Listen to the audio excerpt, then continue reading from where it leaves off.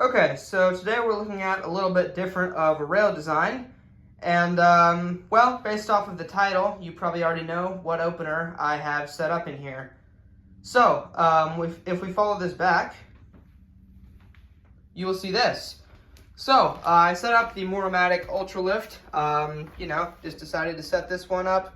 I had that Chamberlain in here for a while, so I put in this thing.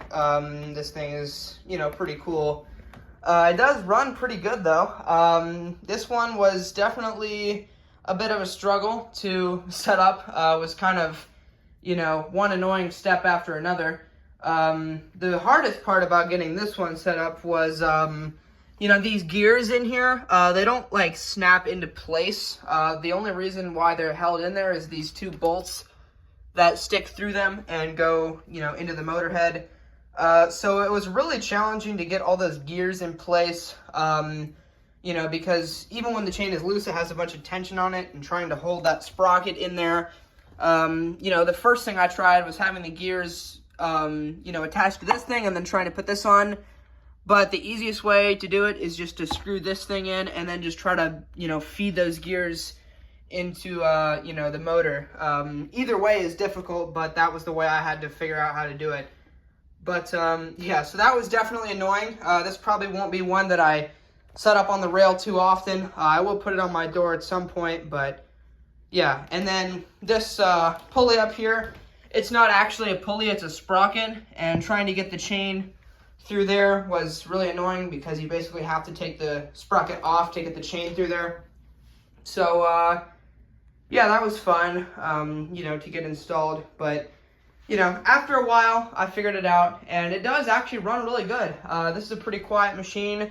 I did put a new capacitor in it a while back. I just slapped a Chamberlain capacitor in here. It works the same, even though it's not really the right size. But anyway, we're going to go ahead and run it with this old button here, and here we go.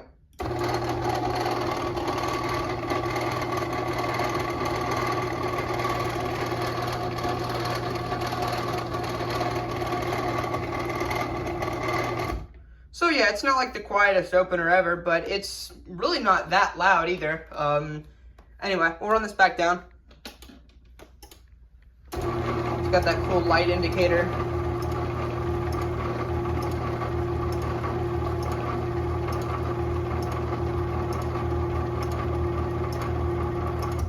And it is quieter on the way down than on the way up. It doesn't make quite as much noise from the motor. But yeah, so there you go. I believe this one is the model 750-S. I can't see in there. I do have this receiver hooked up because the Brazilian hot dog said he was going to send me a linear remote that goes to that receiver. So hopefully by the time I make the review of it, I'll have that remote and I'll be able to show it to you guys. So, also, I have the 1000 SDR set up. I decided to pull this thing back out since I haven't shown it off the rail. So we'll give this one a quick run here.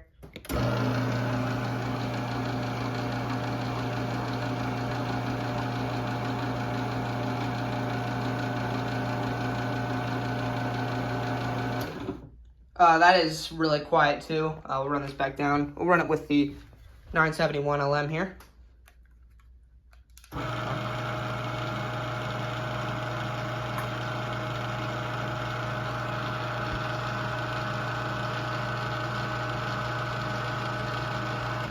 I'm sorry there's a bit of a glare on the light bulbs, but yeah, that's a really nice machine. This one was made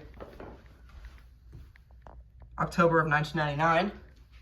So, yeah, but there you go. That is the Moramatic on the rail. Obviously, I'll have a review of this one as well. I'll run this one more time here. And before I run it also, I was trying to adjust the force. There's that little dial right there. But the problem with it is that it gets a little bit tight, and then if you turn it more, it just keeps spinning. I don't know if that dial is broken. I could not get this thing to stop with my hands. It did stop when I first set it up. The limits, were wrong, and it slammed into the motor. The force did catch it there, but I couldn't get it to stop with my hands, so I don't know if that dial's broken or what's wrong with it. Maybe it's supposed to be like that. I don't think it's like spring-loaded or anything from what I remember. It just seemed like a regular dial with an RPM sensor, but anyway, we'll run this one more time.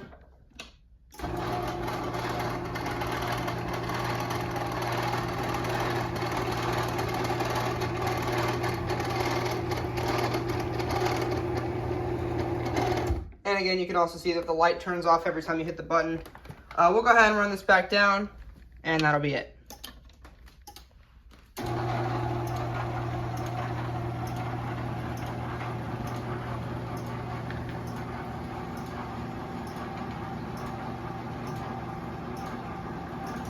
But yeah, it's a nice machine, even though it's a pain in the ass to set up on the rail.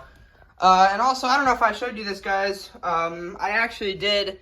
I had some of these gold like strip like ribbon stuff. I just put around the edge of the case, and it looks pretty close to the original color. So anyway, I know I said before that those were kind of peeling off the original ones, and I tried to glue them, but they got all kind of messed up, so I just ripped them off. But I was able to put some new ones on, and I taped them instead of gluing them, so it would look, you know, better. It still doesn't look perfect, but it looks good enough.